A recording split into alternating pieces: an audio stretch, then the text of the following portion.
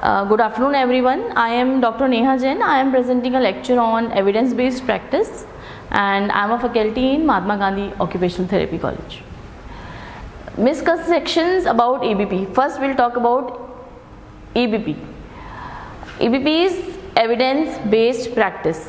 What is EBP? Why should OTs be evidence-based practitioners? How do you do EBP? And developing question arising from a clinical scenario, where to find evidence, what to appraise evidence, how to apply evidence and evaluate practice, and it is evidence packages and where to from where. Misconceptions about EBP is prescriptive approach, and isn't it the same as research, but there isn't any evidence for OT and it's hard to do, it can't work with client-centered practice. So what is EBP? Evidence-based practice is the conscientious, explicit and judicious use of current best evidence in making decisions about the care of individual patients. We are treating many patients nowadays, so we need evidence-based practice just to give a optimal and better care for the patients. Evidence-based practice requires that decisions about healthcare and are based on the best available current, valid and relevant evidence. These decisions should be made by those receiving care, informed by the tacit and explicit knowledge of these providing care. Within the context of available resources, it will be done by Dois et al. In 2005. What is evidence-based practice? So, if in a simple language, we will talk about using research findings to inform practice. So, this is basically the jigsaw of evidence-based practice. A framework of OT practice. Why should we use EBP? Why we are using evidence-based practice is assure clients that they will be offered the safest and most effective intervention, because it is evidence-based practice. By studying so much articles, we come to the conclusion that what treatment we are giving to the patient is best of the knowledge. Give us confidence that the interventions we provide are effective and safe. Ensure we build and maintain the respect and trust of clients and the public, because we can show the client, see 30 patients have gone through these treatment and they are getting the better results by the effect of evidence. Basis for informing decisions about how to use available resources to benefit the health of the population. Standards of practice for occupational therapists. It is knowledgeable about research and applies research findings ethically and appropriately in service delivery processes. Document outcomes of OT services. WF-OT Code of Ethics, professional work which is based on best available evidence. Steps towards EBP.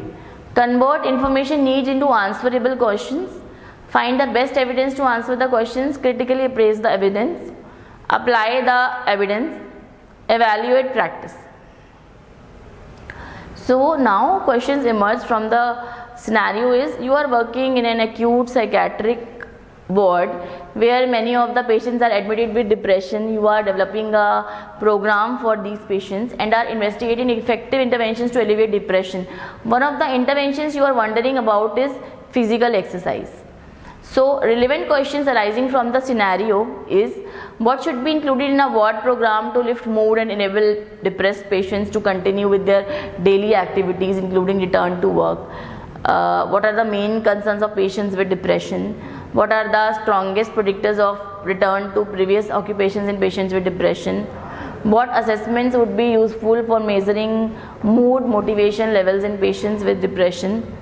Its inability to manage work stress and most likely cause of depression in this patient.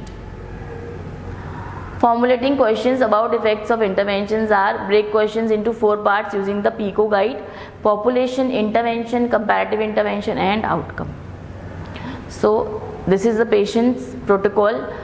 Now we are doing is exercise compared with traditional ward programs effective for improving mood and enabling adults with depression to return to their previous occupations? What are the principal concerns of adults with acute depression? Formulating questions about prognosis. What is the probability of adults with acute depressions being back at work within 6 weeks? So 4th is formulating questions about diagnosis. Adults with depression, we are using assessment scale as back depression inventory, and diagnosis is the level of their depression. Question is the back depression inventory accurate for detecting level of depression in patients with acute depression? Formulating questions about harm or etiology. Patient with depression is inability to handle work stress. Question is inability to work manage stress the most likely cause of the depression in this patient? First exercise is identify at least one possible question you would like to answer in your area of practice. Step 2 is finding research evidence to answer the question like what is evidence, what type of evidence is best, how do you search the internet for evidence, and where do you look for evidence, and how do you know if the evidence is good quality. So what is evidence according to evidence-based practices? Disagreement in what constitutes evidence. Evidence is what is generally regarded as a scientific fact. It is a combination of information obtained from 3 resources: researches, clinical experiences, and client or family preferences. So from data to wisdom, data are what researchers collect. Information results when data is analyzed and interpreted. Knowledge results when information is shared, acquired, and used. Wisdom is the ability to make the right use of knowledge. So what type of evidence is best? It depends on the question you want to answer, and same questions are best answered with quantitative research studies, while others may be answered by qualitative studies. So a continuum of evidence for answering clinical questions are this. This is the research question, qualitative approaches, and common methods people used. So best evidence for answering a question about intervention is level 1, level A, level 1 to level 4.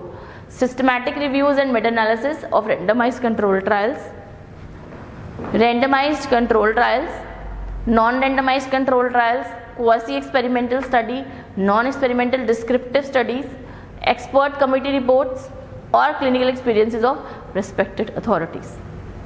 So these are the clinical questions and hierarchical logical evidences. Types of primary research that can be used as evidences: qualitative studies. It is basically phenomenological studies, and it is lived experienced studies.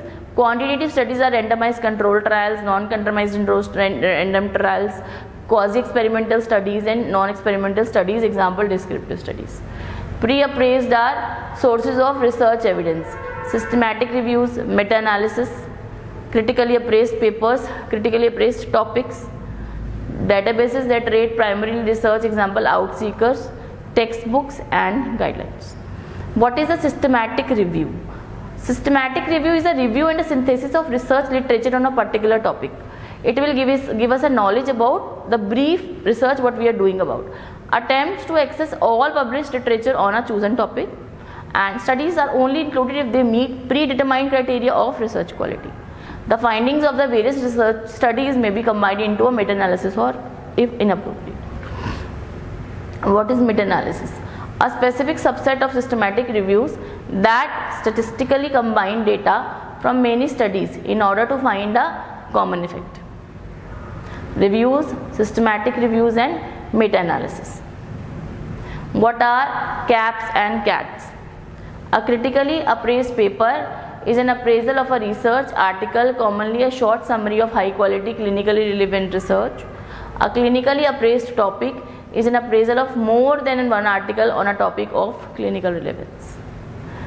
What are guidelines? Single source of information about the management of clinical conditions, ready-made sources of high quality information for practitioner and clients so they can discuss treatment options and make an informed decision, assist health professionals in their practice, but they do not replace knowledge and skills, can be used to develop standards to assess practice of health professionals, general in content, will not be appropriate for every evaluate a client.